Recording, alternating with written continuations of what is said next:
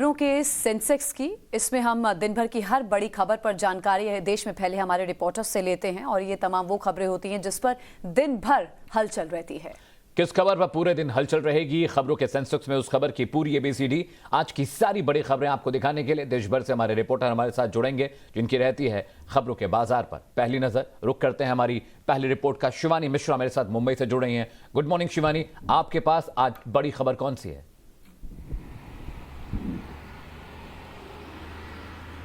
अमित, फिलहाल इस वक्त देश में सभी की निगाहें एनसीबी पर हैं। एनसीबी और आर्यन खान से जुड़े मामले पर है। इसी बीच में किरण गोसावी जो कि एक विटनेस थे इस मामले में, जिनके ऊपर काफी सारी गुत्थी थी, वो सुलझने वाली है चंद घंटों में। कुछ ही महज पलों में हम कह सकते हैं कि एनसीबी के सामने एक बहुत बड़े खुलासे हो सकते हैं। किरण गोसावी को पुणे पुलिस द्वारा अरेस्ट किया गया है। बता दें कि कई लंबे वक्त से वो गायब नजर आ रहे थे, उनके खिलाफ कई सारे मामले भी दर्ज थे, लेकिन अब जो पुणे पुलिस की एक स्पेशल टीम बनाई गई थी, उन्होंने किरण गोसावी को अरेस्ट कर लिया है। उनका मेडिकल हो रहा है, फिलहाल उनकी डिटेल्स रिकॉर्ड की जा रही है, जिसके बाद उनके स्टेटमेंट्स को रिकॉर्ड किया जाएगा। उनका जो मोबाइल फोन था उसे भी सीज कर लिया गया है। लेकिन अब यहाँ पर मामला ये आता है कि पुणे पुलिस का पहले ये कहना है कि उन पर जो पुणे के अंदर मामले दर्ज हैं उसको लेकर पहले वो अपनी कार्यवाही करेंगे।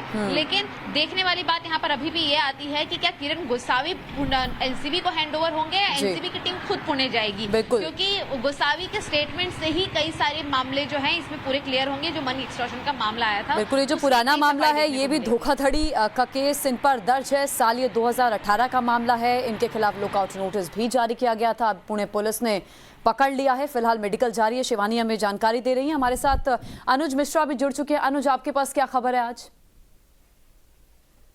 जी देखिए, जिस तरीके से समीर वानखेड़े और एनसीबी की कार्रवाई पे आरोप लगे थे, उसके बाद जो टीम गठित की गई थी, जांच टीम, उसने कल पूरे मामले में इन्वेस्टिगेशन किया, जिसमें समीर वानखेड़े से करीब 4 घंटे तक पूछताछ की गई। आज भी टीम जो है इस पूरे मामले में अपनी जांच जो है वो जारी रखेगी। इस पूरे मामले में से जुड़े जो लोग भी हैं उनसे पूछताछ करेगी। हालांकि जिस तरीके से कल जो डीजीजी हैं ज्ञानेश्वर सिंह, उनका साफ तौर पर ये कहना था कि करीब 4 घंटे तक समीर वानखेड़े से पूछताछ की गई। इस मामले से जुड़े तमाम अहम दस्तावेज जो हैं वो कलेक्ट किए गए। साथ ही साथ जो प्रभाकर सेल जिसने इस पूरे मामले में आरोप लगाया, उसे सम्मन किया गया था। केपी गोस्वामी को भी सम्मन किया गया था, लेकिन चूंकि केपी गोस्वामी जो थे वो फरार चल रहे थे, ऐसे में अब जब केपी गोस्वामी को पुणे पुलिस ने गिरफ्तार किया है तो अब जो जांच है वो काफी तेजी से आगे बढ़ेगी, क्योंकि केपी गोस्वामी जो है इस पूरे मामले की अहम कड़ी है। तो प्रभाकर और केपी गोस्वामी से पूछताछ के लिए टीम जो है वो कई कदम उठा सकती है। प्रभाकर से पूछताछ कर सकती है। साथ ही साथ हो सकता है कि एनसीबी की टीम जो है वो पुणे जाए और केपी गोस्वामी का स्टेटमेंट दर्ज करने के लिए पुणे पुलिस को लिखित में अपनी सम्मन को दे। तो निश्चित तौर पर आज जो है इसमें एक बड़ा डेवलपमेंट हो सकता है कि जिस तरीके से पूरा आरोप लगा था, खासतौर पर समीर वानखेड़े पर आरोप लगा था, पैसे को लेन देन के लिए आरोप लगाया गया था और ये आरोप उन्हीं के स्वतंत्र गवाह ने लगाया था। तो ऐसे में आज इन्वेस्टिगेशन का दूसरा दिन है। कल जिस तरीके से इन्वेस्टिगेशन में हमने देखा था कि किस तरीके से जो टीम थी, विजिलेंस टीम, वो सबसे एनसीबी दफ्तर पहुंची, वहां से अहम दस्तावेज को जो है वो कलेक्ट किया गया। साथ ही साथ समीर वानखेड़े जो कि इस पूरे मामले की जिन पर आरोप लगा है उनसे पूछताछ किया गया। उनसे करीब 4 घंटे तक पूछताछ की गई और ये पूछताछ जो है वो तमाम आरोपों पर की गई। तो आज जो है वो प्रभाकर सेल से पूछताछ करने की कवायद जो है वो एनसीबी की टीम कर सकती है। साथ ही साथ केपी गोस्वामी से भी पूछताछ के लिए अपनी कवायद को आगे बढ़ा सकती है। बिल्कुल अनुज, बड़ी खबर है, इस पर पूरे दिन हमारी नजर रहने वाली। आप भी ट्रैक करिएगा, आपके पास दोबारा लौटेंगे तमाम अपडेट के लिए। अब फिर से रुक करते मेरे से होगी शिवानी का। शिवानी, आज दूसरी बड़ी कौन सी खबर आपके पास है सेंसेक्स के लिहाज से? देखिए, सेंसेक्स के लिहाज से अगर देखा जाए तो आयरन खान की बेल हियरिंग पर सभी की निगाहें होंगी आज के दिन, क्योंकि आज जो है एएसजी अनिल सिंह अपने जो सारे मुद्दे हैं, अपनी जो आर्ग्यूमेंट्स हैं, वो बॉम्बे हाई कोर्ट के समक्ष रखने वाले हैं। बता दें आपको कि 26 तारीख को डेट दी गई थी, 26 तारीख को सुनवाई हुई, 27 तारीख को सुनवाई हुई, जहां पर जो डिफेंस के पक्ष हैं, अरबाज के वकील हो, मुनमुन के वकील हो या आर्यन खान के जो नए रिप्रेजेंटेटिव्स आए हैं, मुकुल रोहतगी हो, उन्होंने कल अपने पक्ष को रखा। लेकिन अब तक एनसीबी को अपना पक्ष रखने का, अपनी दलीलें रखने का वक्त नहीं मिला था। आज एएसजी द्वारा अपनी दलीलें रखी जाएंगी। बता दें कि कोर्ट रूम में कल भी मिस्टर रोहतगी द्वारा एम्फसाइज किया गया था कि व्हाट्सएप चैट जो अभी भी एनसीबी के पास है, जो जज के पास है, वो आर्यन खान के वकीलों के पास नहीं है, जिसकी वजह से वो हैंडीकैप्ड फील कर रहे हैं, क्योंकि जो व्हाट्सएप चैट है ही नहीं, जिसके बिना पर लगातार बेल रिजेक्ट होते आई है, उसके ऊपर वो संज्ञान कैसे लेंगे। तो आज जब एएसजी अपने पक्ष को रखेंगे, उसके बाद कोर्ट आज ऑर्डर लेता है या फिर अब ऑर्डर्स को, बेल ऑर्डर्स को रिजर्व करता है, ये भी एक अहम मुद्दा होगा देखिए। बिल्कुल, हालांकि कल जज ने कहा था, जस्टिस सांबरे ने, शिवानी कहा था कि tomorrow we will try to finish it. हो सकता है आज इस मैटर को क्लोज कर दिया जाए, कुछ निकलकर कोर्ट से सामने है इस पूरे मामले पर। शिवानी, आप नजर रखिएगा। शिवानी, केपी गोसावी से जुड़ी आप खबर दे रही थी कि मेडिकल अभी चल रहा है, अभी अब आगे प्रक्रिया कैसे आगे बढ़ेगी, क्या कुछ होना है, कैसे कार्रवाई होगी? और देखिए, सबसे पहले उन्हें अरेस्ट किया गया, उनका जो मेडिकल है वो क्लियर हो जाएगा। मेडिकल की रिपोर्ट्स के बाद उन्हें पुलिस हिरासत में ही रखा जाएगा, जिसके बाद उनके स्टेटमेंट्स रिकॉर्ड करने का जो सिलसिला है वो शुरू होगा। हालांकि पुणे पुलिस ने ऑफिशियली टाइम्स ऑफ भारत पर इस चीज को कंफर्म किया, लेकिन इसके अलावा आपको बता दें कि जो अन्य केसेस रजिस्टर्ड हैं पुणे पुलिस के तहत, उन सारे केसेस के ऊपर एक साथ उनके स्टेटमेंट्स को रिकॉर्ड किया जाएगा, जिसके बाद जो उनकी कड़ी जुड़ रही है एनसीबी के तारों से, उसको जोड़कर भी पुणे पुलिस कोई नए खुलासे कर सकती है कि क्या उन्हें एनसीबी को हैंड ओवर किया जाएगा या फिर खुद एनसीबी की टीम पुणे पुलिस पहुंचेगी। लेकिन आज मुख्य रूप से उनका कनेक्शन जो है वो पुणे के अंदर बेस्ड जो एक्सटॉर्शन के या अन्य जो केसेस उनके खिलाफ धोखाधड़ी के हैं, उस पर ही मेजर फोकस पुणे पुलिस का होगा। लेकिन इसके अलावा अनुमान ये भी जानकारी हम कह सकते हैं कि जिस तरह से एनसीबी लगातार एक्टिव है, जैसे कि दिल्ली की टीम मुंबई पहुंच चुकी इस पूरे मामले के इन्वेस्टिगेशन पर सवाल करते हुए समीर वानखेड़े ने भी अपना स्टेटमेंट दर्ज कराया है। तो समीर वानखेड़े का स्टेटमेंट तो कल एनसीबी के पास है ही, लेकिन अब गोसावी के अरेस्ट के बाद उनका क्या स्टेटमेंट आता है वानखेड़े को लेकर, और क्या उस पूरे क्रूज ड्रग रेड के मामले को लेकर आता है, ये अहम होगा। तो कहीं ना कहीं आज दोपहर या शाम तक हम अनुमान कह सकते हैं कि एक बहुत बड़ा टर्न आ सकता है इस पूरे मामले में। शिवानी, बहुत बहुत शुक्रिया। कल पूरे दिन आप पल पल की अपडेट देते रही कोर्ट रूम से, बहुत बहुत शुक्रिया। दोबारा आपके पास लौटेंगे, रुक करते हैं ईशान मानी का। ईशान, आपके पास घाटी से बड़ी खबर कौन सी है जिस पर आज पूरे दिन हलचल रह सकती है? ये कहा है कि एक जो पुलिस और आर्मी की जो पार्टी थी उस पर मिलिटेंट्स ने फायर किया, और रिटेलिएटरी फायर में एक हाइब्रिड मिलिटेंट जो है जावेद अहमद वानी, जो कुलगाम डिस्ट्रिक्ट का बताया जा रहा है, उसको मारा है। ये पुलिस कह रही है कि जावेद जो है गुलजार के साथ जब 3 नॉन लोकल लेबरर्स पे कुलगाम में फायरिंग हुई थी वो इन्वॉल्व था, और गुलजार हालांकि मारा गया है एनकाउंटर में, लेकिन ये जो जावेद था ये नहीं मिल रहा था। तो आज सुबह जब उन्होंने गोलीबारी की सुरक्षा बलों पर, तब पुलिस का कहना है कि गोलीबारी का जवाब दिया गया और तभी ये मारा गया। और इसमें से एक इंटरेस्टिंग बात ये निकल कर आई है कि अभी जो पुलिस हाइब्रिड मिलिटेंट कह रही है काफी टाइम से कि एक्टिव है, हाइब्रिड मिलिटेंट है, तो ये पहला ऐसा एनकाउंटर होगा इस सिविलियन किलिंग्स के बाद कि पहली बार जो है ऐसे हाइब्रिड मिलिटेंट को पुलिस ने कहा है कि उन्होंने मारा है।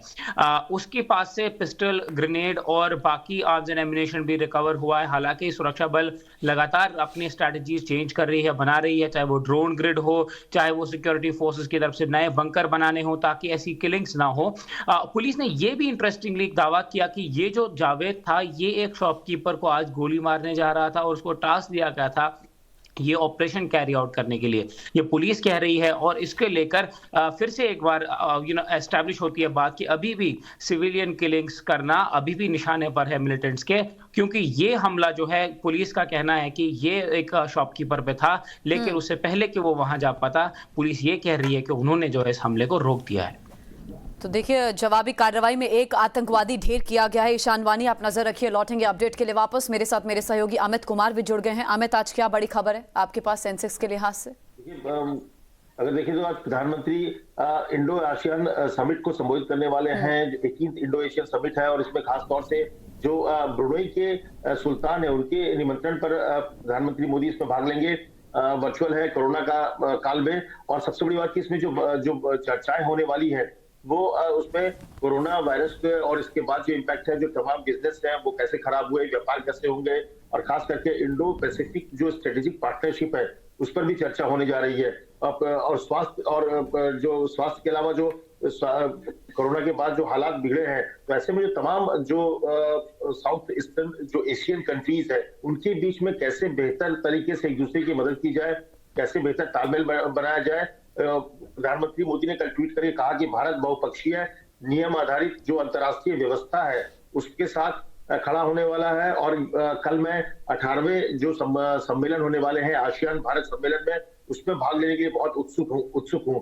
तो पिछले साल भी 17वां जो समिट था उसमें पीएम ने पार्टिसिपेट किया था। हर साल ये समिट होता है और जो दक्षिण पूर्वी एशियाई देशों के साथ जो एक समूह बना हुआ है उसके साथ भारत की जो स्ट्रेटेजिक पार्टनरशिप है वो काफी मजबूत है। करीब 30 साल पुराना रिश्ता है आसियान देशों के साथ भारत का। तो ये एक मजबूती के साथ, और खास करके जो इंडो पैसिफिक एरिया है पूरा अगर आप देखें तो वहां पर इस पूरे ग्रुप के साथ आसियान और भारत की जो दोस्ती है उससे बहुत मजबूती मिलती है। न सिर्फ ट्रेड में बल्कि स्ट्रेटेजिक पार्टनरशिप में भी भारत को एक मजबूत साथी है आसियान का। चलिए अमित, बहुत बहुत शुक्रिया। इस समिट पर सभी की नजर रहने वाली है क्योंकि तमाम मुद्दों में एक मुद्दा आतंकवाद भी रहेगा और कोविड भी रहेगा। बहुत बहुत शुक्रिया अमित, आपका रुख करते हैं मेरी सहयोगी रंजीता जुड़ी हैं दिल्ली से ज्यादा जानकारी के साथ। रंजीता, खबरों के सेंसेक्स के लिहाज से आपके पास आज कौन सी बड़ी खबर है? अमित, देखिए खबरों के सेंसेक्स में आज पंजाब की राजनीति से जुड़ी हुई खबर है। कल जिस तरह से पंजाब के पूर्व मुख्यमंत्री कैप्टन अमरिंदर सिंह ने चंडीगढ़ में प्रेस कॉन्फ्रेंस किया और ये उम्मीद जताई जा रही थी कि वो अपनी नई पार्टी का ऐलान करेंगे, लेकिन उन्होंने अपनी नई पार्टी पर बात जरूर किया। उन्होंने कहा चुनाव आयोग को सिंबल के लिए हमने रिक्वेस्ट किया है और जल्दी सिंबल मिलेगा और कैप्टन जो है वो अपनी नई पार्टी की घोषणा करेंगे, अपनी नई पार्टी के नाम की घोषणा करेंगे। लेकिन उससे पहले कैप्टन अमरिंदर सिंह ने अपने प्रेस कॉन्फ्रेंस में कई चीजों पर जो है वो बात रखी। उन्होंने ये कहा कि 4.5 साल में उन्होंने किस तरह से काम किया है, उन पर लगे हुए आरोपों पर सफाई दी और कांग्रेस पर जमकर निशाना साधा। नवजोत सिंह सिद्धू को एक बार फिर हराने की बात उन्होंने जो है वो रजिस्टर करवाया। उन्होंने कहा कि नवजोत सिंह सिद्धू को हराने के लिए सब कुछ करूंगा। और ये तमाम प्रेस कॉन्फ्रेंस में बातें कहने के बाद कैप्टन अमरिंदर सिंह अब दिल्ली आ गए हैं। आज सूत्रों के हवाले से एक खबर निकल कर आ रही है कि आज गृह मंत्री अमित शाह से उनकी मुलाकात हो सकती है और कृषि कानून को लेकर, खासकर जिस चीज को लेकर वो लगातार ये कह रहे हैं कि उनकी नई पार्टी बनती है और अगर बीजेपी गठबंधन के साथ वो गठबंधन करेंगे तो सबसे पहला जो उनका शर्त है वो ये कि कृषि कानून को खत्म किया जाए, एमएसपी की गारंटी दी जाए। इन तमाम चीजों पर गृह मंत्री से बातचीत करेंगे। तो देखना होगा कि आज गृह मंत्री से जो बातचीत होगी वो क्या वन टू वन रहेगी। रंजीता, आप इस खबर पर नजर रखिएगा। एक तरफ दिल्ली में कैप्टन अमरिंदर सिंह और गृह मंत्री अमित शाह के बीच में बातचीत की जानकारी खबर पहुंचा रही है रंजीता हम तक, और वहीं दूसरी तरफ चंडीगढ़ में बीजेपी की भी खास तैयारी चल रही है। गुरप्रीत चिन्ना में जानकारी देंगे। गुरप्रीत, क्या जानकारी, क्या खबर आज? जी बिल्कुल, अगर बात करें तो कैप्टन अमरिंदर सिंह ने जैसे कल प्रेस कॉन्फ्रेंस करके अपनी पार्टी लॉन्च करने की बात की और साथ के साथ ये भी स्पष्ट किया कि सीट शेयरिंग को लेके बीजेपी के साथ करेंगे। उसके बाद हमने देखा कि बीजेपी भी हरकत में आई है क्योंकि पंजाब में काफी लंबे समय से बीजेपी की मीटिंगें जो हो रही थी लोकल लेवल पे हो रही थी। जो कांग्रेस के प्रधान थे अश्विनी शर्मा वो मीटिंग्स ले रहे थे, लेकिन आज टॉप लीडरशिप आ रही है और ये दिन बीजेपी के लिए अहम है क्योंकि बीजेपी असेस कर रही है कि कैसे आने वाले चुनाव में रणनीति बनानी है। और जिसमें हमें जो सूत्रों से पता चला है हरदीप पुरी आ रहे हैं, आप वो अपना जितने भी टॉप लीडर्स हैं वो सभी यहाँ पे आएंगे और 3 बजे एक प्रेस कॉन्फ्रेंस करके इस बात की खुलासा करेंगे कि कैसे आने वाले चुनाव में रणनीति बनाई जाएगी। तो अगर आप बात करें पंजाब की पॉलिटिकल इक्वेशन की, तो जैसे कल जो प्रेस वार्ता हुई है जिसमें कैप्टन अमरिंदर सिंह ने बड़ा क्लियरली बताया कि कैसे आने वाले दिनों में उनकी रणनीति होगी। आज वो होम मिनिस्टर से मिलेंगे और बीजेपी के साथ फार्म बिल की बात भी करेंगे 20 से 25 लोग लेके। उसके बाद बीजेपी के कारण जो भी पॉलिटिकल इक्वेशन है पंजाब की आने वाले दिनों में चेंज होने वाली है। इसी बात को लेके आज बीजेपी अहम मीटिंग कर रही है। जो सूत्रों से पता चला है 10 बजे से लेके लगातार 1 बजे तक मीटिंग चलती रहेगी। 3 बजे प्रेस वार्ता करेंगे जिसमें वो खुलासा करेंगे कि आने वाले दिनों में कैसे रणनीति चलेगी और कैसे इलेक्शन कैंपेन और इलेक्शन की तैयारी की जाएगी। तो कुल मिला के अगर आज राजनीतिक समीकरण देखा जाए तो पंजाब में राजनीतिक समीकरण बदलते हुए नजर आ रहे हैं। वही कांग्रेस में आपसी फूट की लड़ाई चल रही है। वही हमने देखा कैप्टन अमरिंदर सिंह ने भी खुलासा कर दिया कि वो पार्टी लॉन्च कर रहे हैं और साथ ही साथ उन्होंने बीजेपी का भी बोला कि वो फार्म बिल पे डिस्कस करेंगे और सीट शेयरिंग के साथ उनके साथ गुरप्रीत, सियासी हलचल के लिहाज से पंजाब इस समय बिल्कुल हॉट बना हुआ है। पुलकित नागर का रुख करेंगे, वो बड़ी खबर बता रहे हैं आम आदमी पार्टी को लेकर। पुलकित, ओवर टू यू, क्या बड़ी खबर है? देखिए, दिल्ली के मुख्यमंत्री अरविंद केजरीवाल 2 दिन के पंजाब दौरे पर हैं। 28 और 29 अक्टूबर को वो पंजाब में रहेंगे। आज सुबह वो निकल गए हैं संगरूर के लिए, फिर मानसा और भटिंडा जाएंगे। ट्रेन से गए हैं अरविंद केजरीवाल। इसके साथ ही वो मानसा के अंदर किसानों से मिलेंगे।